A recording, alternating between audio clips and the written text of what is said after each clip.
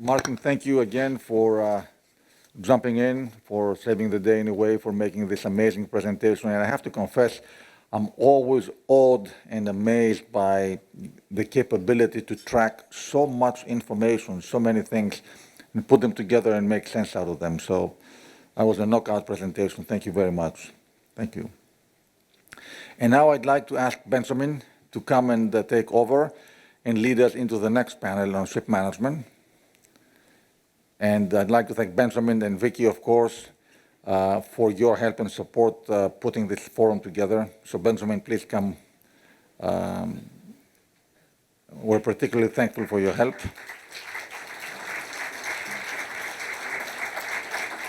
I mean, Hong Kong is a major ship management center, so we are delighted to have, I think, a top-level group of panelists. You're here, and you have the clock. So. Thank you, Nicholas. And I would like to thank all our panelists coming in, and especially Rajesh. He is flying in. But before I dive into the discussion, first of all, I would like to thank Nicholas and Capital Link for organizing this event. I remember when I was talking with Nicholas about the idea of hosting this event here in the Hong Kong Maritime Week, your first Hong Kong event, right? He was actually very quick to commit to it. And of course, at that time, there was no protest. So it was easier to commit to it. But now, I know you had to worry earlier, you know, it's been going on for months. But then I think today, this morning, actually, you had a big relief seeing all these people. So thanks for coming in. And I think this actually proves three things. One is that Hong Kong, actually, we are more or less business as usual. Second is that Capital Link is a very quality event. That's why you are here. And then, of course, also Nicholas' trust in Hong Kong. Now, I would like to start with this panel with a very general question. The topic of this panel is about cost and also economies of scale, about ship management. But I think for cost, actually, whenever I talk with ship managers, actually very often what they mention about the first is that how narrow their margin is and how much they're being squeezed by their customers. Yes, you ship owners. Now, so I would like to start with this question. How is the situation of the ship management industry is being affected by the cost? We all know that there are different elements, new elements coming in. Earlier, it was talking about a lot of regulations, new regulations. Then actually, they are facing a situation where narrow margin, but actually rising cost. Now, I'm from the government, so actually, we have this test regime, which is under discussion to give to the ship management companies. So I think that could be one element, but then I think this will be all up to the panelists to voice their opinions, because I'm sure every single one is a very successful ship manager. So I would like to start with maybe Bjorn, because you will be the incoming HKSOA chairman, and of course you are the CEO of Anglo-Eastern, so I think you would have a lot to say about this. Well, thank you, Benjamin, and good morning, everyone. Yeah, so ship management, no surprise, I'm a big fan, right?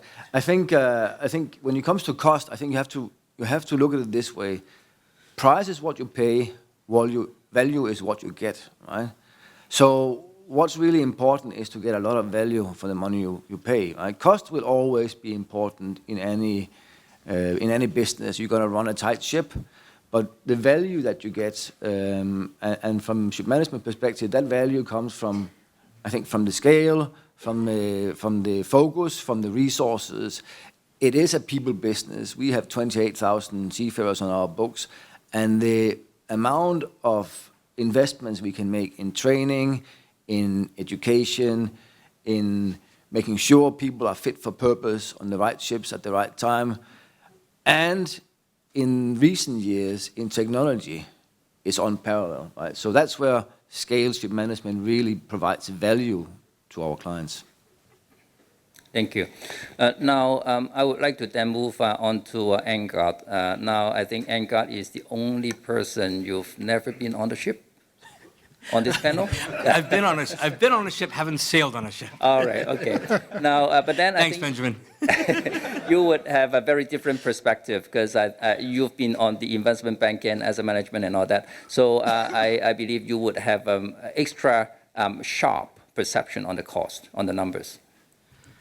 Look, I think what Bjorn said is right, is ultimately there's a balance between cost and value. And I think one of the value propositions that large ship management companies can provide is really the benefits of economies of scale across their entire fleet, especially when it comes to things like purchasing, quality and high-trained crews. And as Bjorn also said, I think the digital aspect of what we're seeing in the industry is incredibly important, and being able to leverage that across an entire fleet makes much more sense than 1, 2, 3, 4 vessels. I think the other thing that we're seeing is with the increasing regulation in the industry, whether it's from the sulfur caps, which I'm sure everyone's going to be talking about, other regulations around MARPOL compliance, so on and so forth, that the cost of the industry is going up. And being able to manage that cost across a larger fleet makes a lot of sense. And I think that's where we're also seeing a shift with people who previously were not demanding third-party ship management services. Now they are, as a result of their inability to perhaps compete on a cost-effective level as the rest of the industry. But it really comes down to cost and value. And I think a lot of people are seeing the value that third-party ship management brings to the preservation of their asset quality over a sustained period of time. And then justifying that with the additional cost savings is, I think, a positive trend that all of us on this panel are definitely facing, or benefiting from, rather. All right, thank you. Now, you mentioned about economies of scales. Now, Rajesh, you are the founder of Synergy.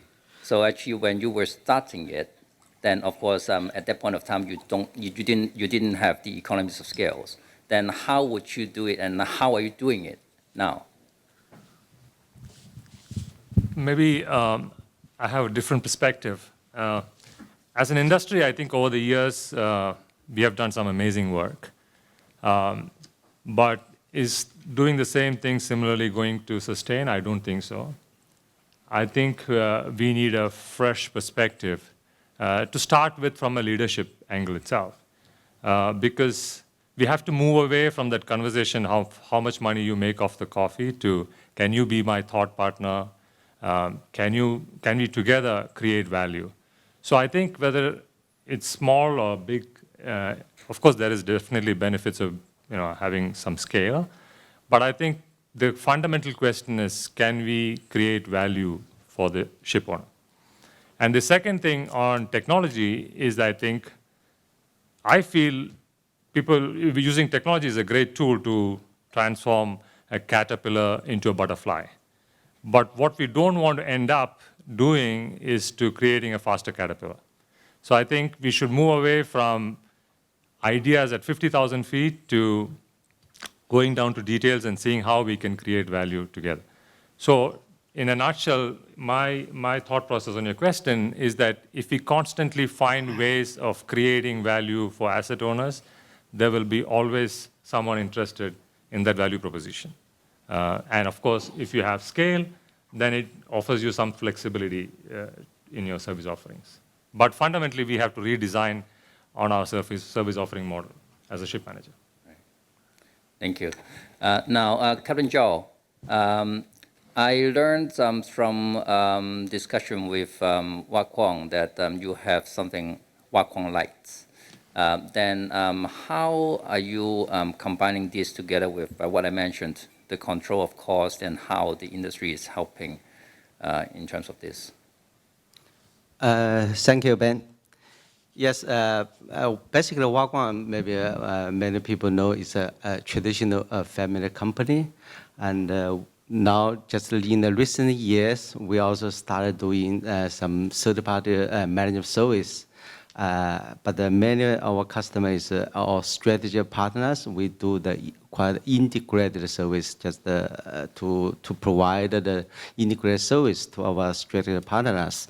In terms of cost, as the traditional ship owner, we actually very much in line with what the Bjorn and Angad said.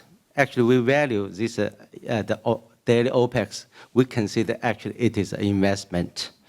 What money we spend on the ship, eventually we can get back.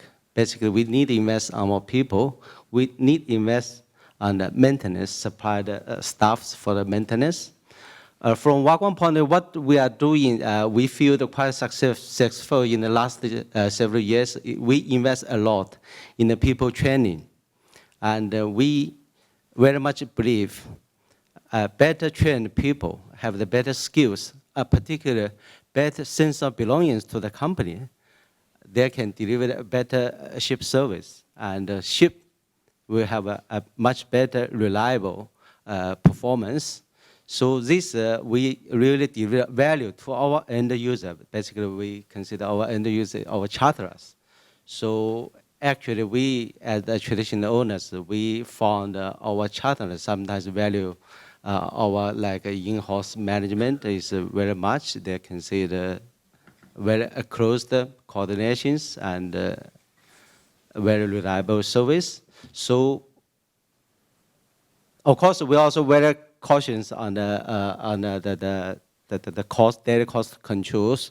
We are also doing a lot of group purchasing, and we're also doing the partnership with our partners in the ship training side, try to bring down the cost. Thank you. Thanks. Now, Frank, you come in, take over the control, the leadership of Wong last year. And I think a lot of CEO, whenever they take over a new leadership role, would look at cost cutting. Now, for you, you are also looking at renewing the brand of Wong. So on this, what do you have to say about in terms of the cost and the how would you manage Wong for the future? Okay, so I'm not going to talk about Wallum, but I am going to talk about what this whole change management aspect and what you're talking about. One thing, listening to the other panelists, economies of scale equals commoditization, and the truth is that we're all doing largely the same things at the moment. The question is, can we move from this place where we have to rely on economies of scale to a place where ship owners actually believe in the value that's being delivered? Because in the most dramatic sense, we're all lying in the gutter and scrambling for the, scrambling for the scraps. Or are we taking a stand on quality? And I can see Peter, who I've known for a long, long time, who's taken many stands on quality. As for the third-party manager versus the internal manager, a owner that we've had for some time recently got bought by another owner. And he came and knocked on the door and he said, I've been told that unless you can cut your costs by 10%, we have to bring the ships in-house. That to me is not a discussion about value. That's a discussion about make it as cheap as you can, commoditize it. And we, as Rajesh said, we have to change the model, because if we just keep doing the same thing over and over again, particularly with the impact of technology, ship management as we know it today will, I believe, cease to exist. Thank you. Commoditizing the service actually is something which leads to my next question. Because commoditizing it, of course, it means there will be a very high level of standardizing the service, the product. But of course, to choose among different ship managers, there's have to be a differentiation. And nowadays, actually, we talk about technology a lot. And I think for the past years, I've been Googling so many new technology terms and try to understand what's behind it, for example, blockchain and all about that. I think this is something that I think different managers over here, you could be the adopter of it, you could be the user of it, or you could even be investors in it. Now, I know Angad actually is very keen and investing on the technology, and also Bjorn actually is also very keen on that, and actually all you ship managers. And of course, Frank, you've been with 2 technology companies, and Rajesh, you also found the Alpha Ori, which is selling smart ships with big plans too. So now I would like to start with maybe you, and actually I would like all of you to bounce off this topic, because obviously this is a very a topic which I think a lot of you are very passionate about, and you take different roles and different position of it. So maybe I'll start with Angad, and then I hope really that you could bounce off each other on this. Sure, thanks, Benjamin. And I guess everyone in the first question alluded to technology a little bit. So maybe if I'll start with the 50,000 feet and start coming down, so the other panelists can then really talk, as I think Rajesh had said, on some of the more practical solutions that that we're seeing and trying to implement today. But generally speaking, I think this is an incredibly broad discussion. And I think the broader maritime ecosystem is definitely going to be disrupted, but also enhanced with the use of existing, but also emerging technologies in perhaps a manner that we've not seen since we moved away from sailing vessels. And I think if I was perhaps to categorize these in a few different areas, I'd say firstly, and perhaps the closest to implementation, is really technology and the changes to traditional workflow and processes to create reliability, sustainability, and perhaps efficiencies in the system. You know, we can think about really digitization of existing operations, then enhancing them. Simple things like the use of augmented reality or virtual reality for the training of seafarers. I'd say the second one, and a much broader topic as well, is really around technology and the vessel itself. We can debate till the cows come home on autonomous vessels, and that's obviously, you know, the end goal if you're reading a lot of the research. But then there's also propulsion systems and what's going to happen there with the changes in fuel supply. And I think that's, call it, another category where the industry will be susceptible to change. Thirdly, I think perhaps, again, more macro, it's really around global trade and supply chain logistics. We've already seen the changes in some of this as a result of e-commerce, 3D printing, and the changes in trading patterns that then result, and therefore the trading patterns of vessels. Taking that a bit further, we're going to see blockchain emerge and how that will impact the broader facilitation of trade finance and trade, electronic bills of lading, documents, the exchange of all of that. But there needs to be a governing system around data exchange, data capture, and data security. And that's really what needs to follow first, is standardization before some of this could take place. And then perhaps the last kind of area I'd say is really around data-driven changes to the demand and supply of cargo and ships. I think, you know, for the longest period of time, whether it's on the commodity side or the shipping side, we've operated in a system where information arbitrage has existed, but now with satellites, drones, predicting where vessels are, the cargo movements, I think it's become almost a holy grail for mining companies, oil companies, commodity traders, and shipping companies to get an edge over their competitors by having access to this data and then deploying, you know, machine learning algorithms across it. So I'd say those are probably the 4 areas from a top-down perspective that I think we're seeing, and I'll perhaps pause there and let the other panelists jump into other parts. Right, thank you. Then maybe I move on to Rajesh. You've got your smart ships sailing. You've got some 37 now, and is planning to have it expanded to 100. So could you share with us how's your experience on that and expanding that to 100?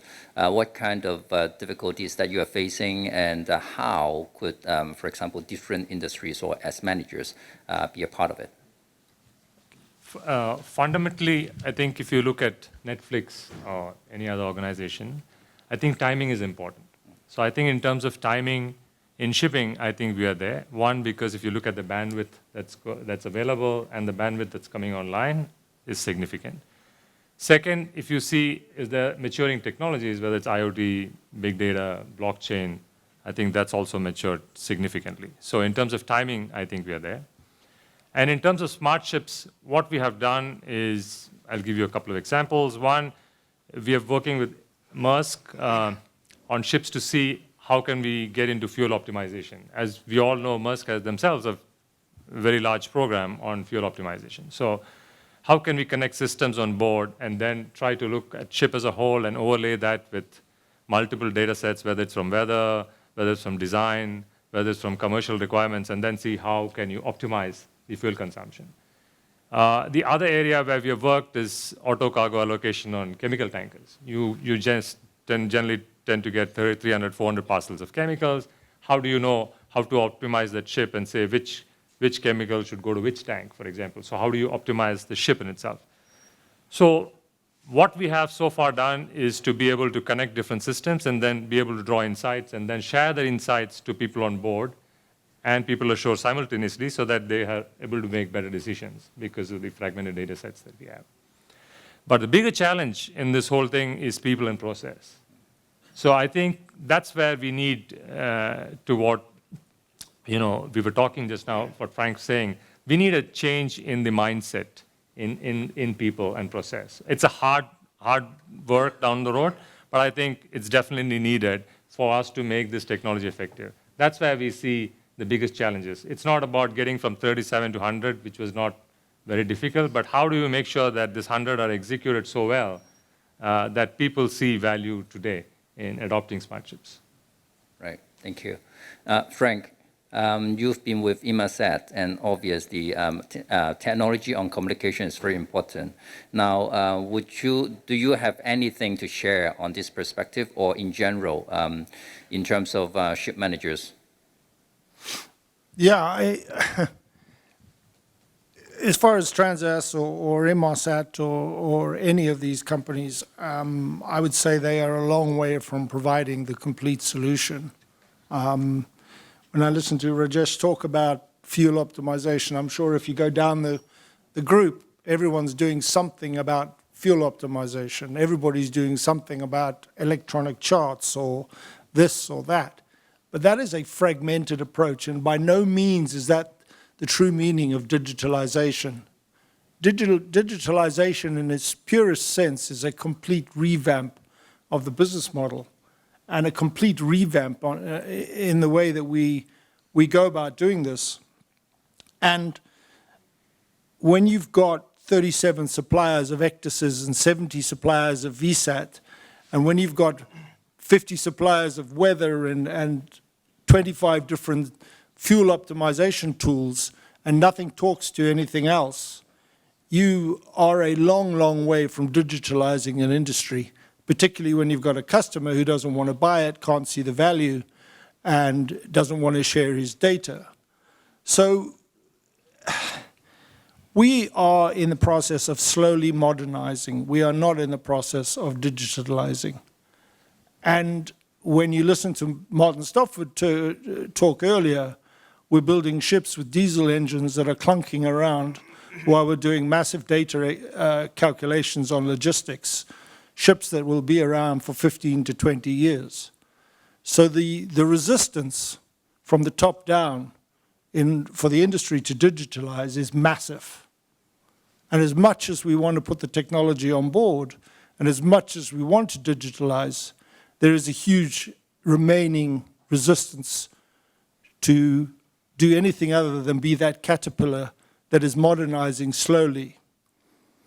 I just say that the biggest threat, in my opinion, the biggest threat to ship managers is companies like Wärtsilä, ABB, and companies that will control the data and control the machinery, because the future is about that information and the ability to efficiently run that vessel from A to B.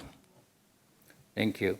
Now, maybe then also Bjorn and Captain Joe, do you have any to share on this? So, I mean, to echo what some of my colleagues here are saying, there is a transformation happening in our industry. I think it's really going to open up a lot of opportunities. I think one of the key things that's changing these years is that ships go from being offline units to being online units, right? So that's got a couple of implications. Firstly, we can manage ships the way we manage any other office. You can, they will have cloud-based application, cloud control application. You can do your endpoint protection, your endpoint monitoring, your patching over the air, and consider every ship as an online unit.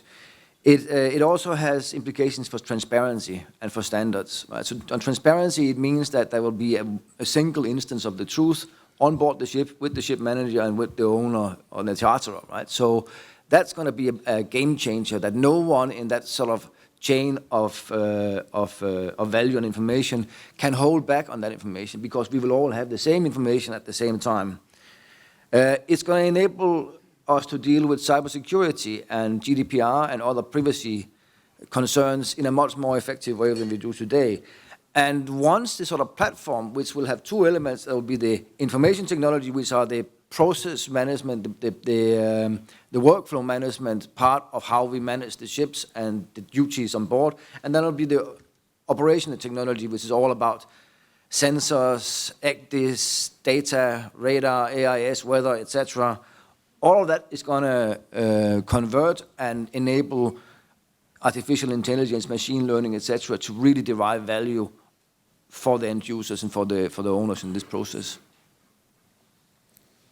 Thank you. Kevin Joe? Thank you. I just add one comment. In terms of technology, as a traditional family company, definitely we are not a market leader, but we are also following very closely. As Frank said, I think many companies are doing the fuel optimization softwares. Actually, we are also doing that. We are in the process for testing some softwares.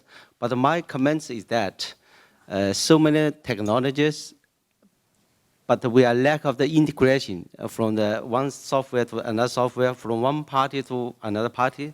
Just take the fuel optimization as an example. We are the technology provider. We install this type of software, install sensor, shaft power meters to try to optimize. Also, the voyage, I try to adjust the speed, selecting the best route. But this system is do not have any connection, integrate with the charters. We don't know. Actually, it's a question. If this is the selected route, select the ETA, select speed, is meet charters cargo requirement, ETA requirement, all these things, this part is lagging.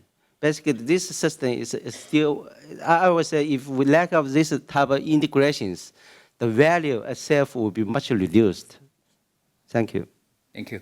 Now, Frank, earlier you mentioned about data. And in this period where technology is very important, often people will say data actually is power.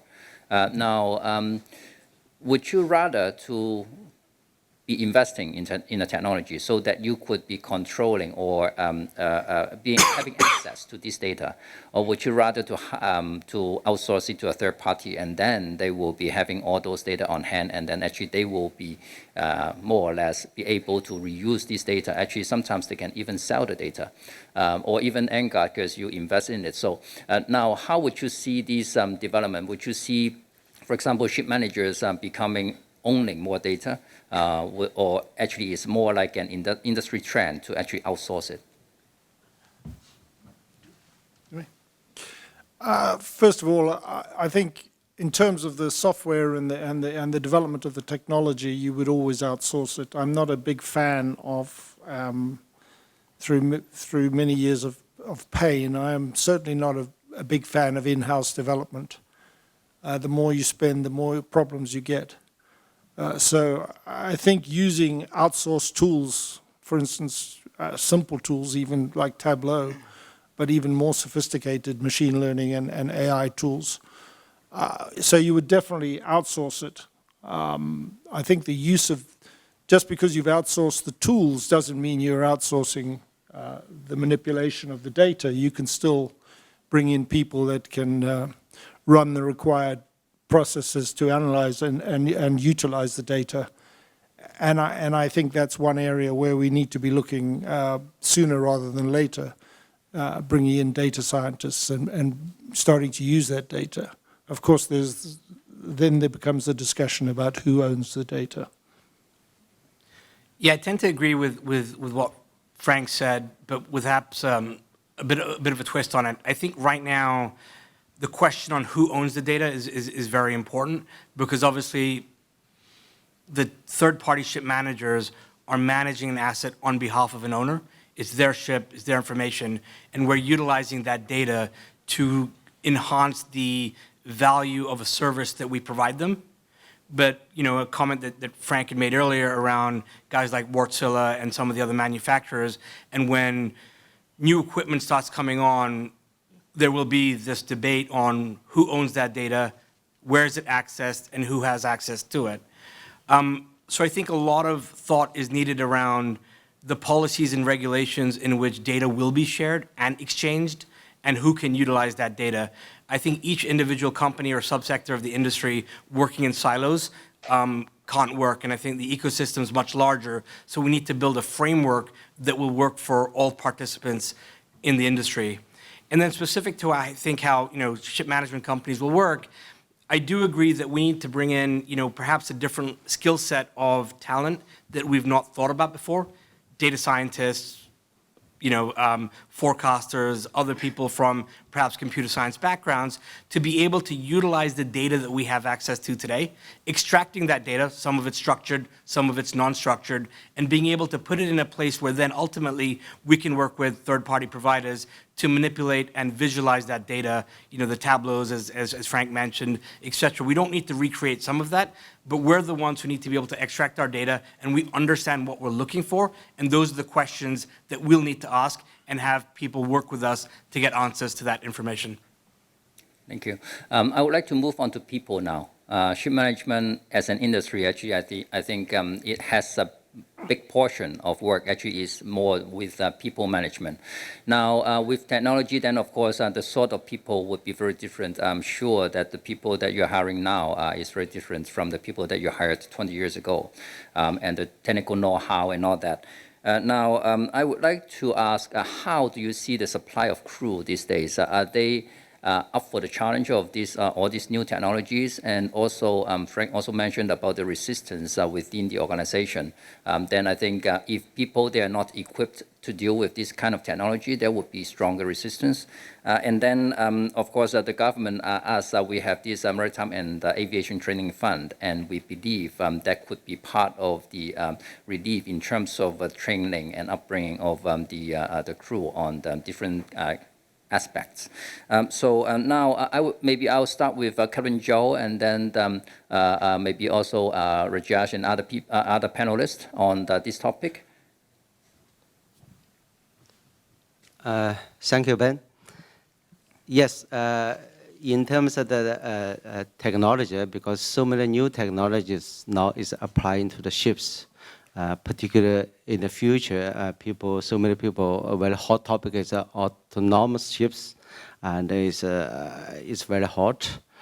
But because this will change a lot on the working style on board. Hence, the required skills of the crew will be definitely different. And from my personal point of view, and in the future, as more and more automations will be used on board, I think the crew's traditional skill, maybe operation of the ship will become easier than before. And so my personal view, that trend is that the skill for the traditional seaman skill for the crew will be less, and a lot of jobs will be shifted to the shore side. So this requires our future crew needed to be equipped with the different skills and different mindset as well. Definitely in today's market, and we have not seen this much change yet. And our current training systems, public training systems, still very much following the traditional training way to train overseas staffs. And I think that our shipping community need take early action to invest more on the training side to train what is much needed at the future cruise, including shore-based cruise, shore-based navigators. Thank you. Rajesh? I strongly feel that this is people's business, and they are our first and final line of defense. But if you look at how much have we invested in people, in equipping them with the right skill set to be able to manage systems on board better, we've really not gone that way. If you look at curriculum, whether it's ashore, whether it's in India, UK, or anywhere else, they have not adapted to the changes that's happening on board. So I think, for example, I'm working with the Singapore government to see how we can redesign the framework of certification for officers at various levels, engineers at various levels. So I think as an industry, we definitely need to invest in our people to make them better prepared for the changes that's happening on the ships. And are we there? We're far from there is what I feel. So we need to make that investment really soon. And data, on the other topic, I think we should first look at what's the motivation for people to share data. Unless you're able to give them value out of the data that they share, there's no real reason why people should share their data with you. So the question of, we see that because of those smart ships, we see, okay, the ship owners own the data, fine, but they're willing to share, even the P&I clubs, provided you're able to give them back something that's of use for them today. And on systems, we've also seen how every system has different data protocols, different ways of parsing data, but we've managed reasonably on being able to get different systems to talk to each other. So I think there is a way, but I think everything revolves around what is the benefit of this common pooling. And similarly, if you want people on board to perform in a manner that is expected, then what is it that you're adding value into their lives? How are you empowering them? How are you skilling them so that they have the right tools to be able to make better decisions while on board? So I think that's where, as an industry, we need to go in terms of investing in people. Thank you, Rajesh. Other panelists? If I can just say, if the question is, can we find people that are capable of managing our ships, running our ships in the future, then I'm a very firm optimist. I think that the people we do attract to this industry are very capable young people, and they come from that age and that time where they take on technology very easily. I've just come back from 10-year anniversary of our Maritime Academy in India.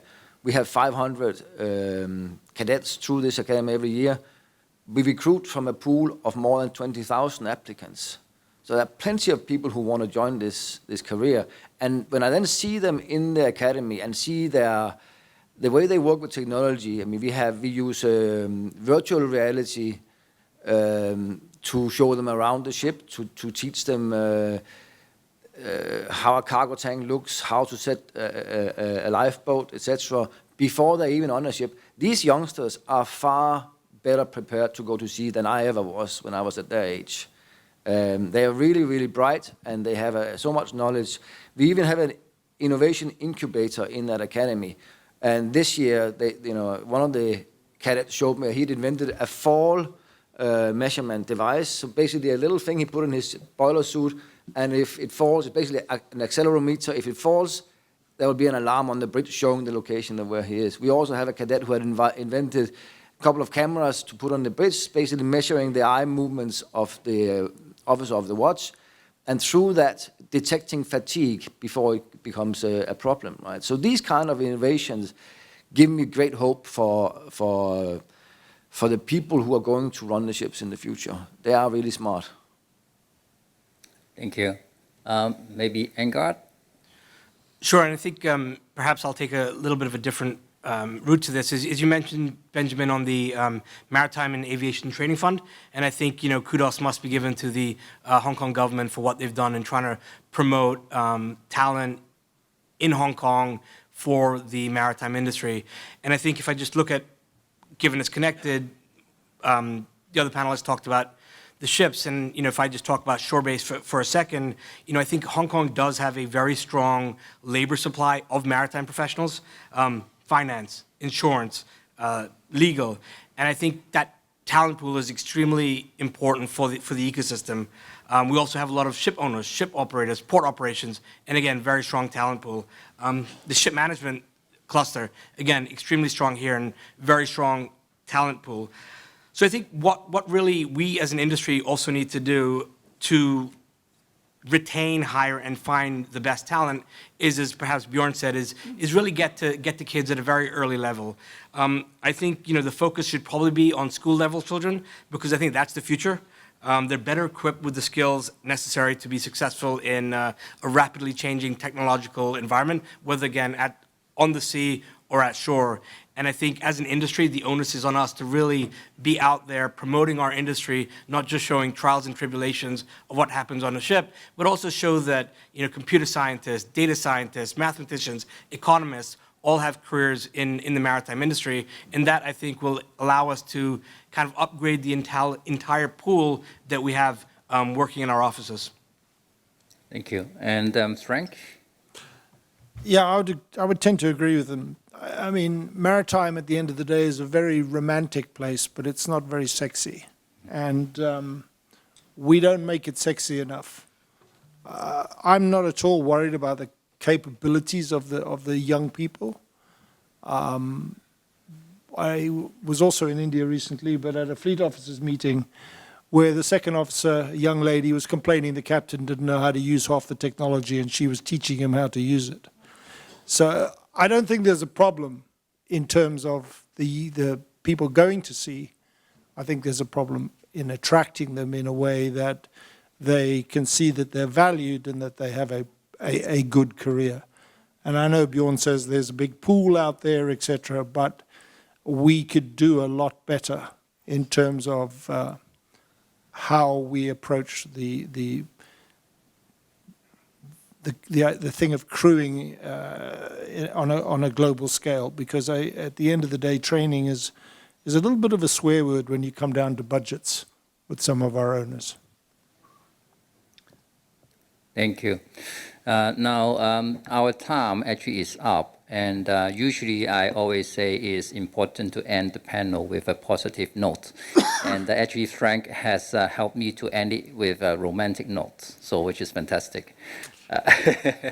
Now, may I ask you to give the excellent panelists another round of applause? Thank you.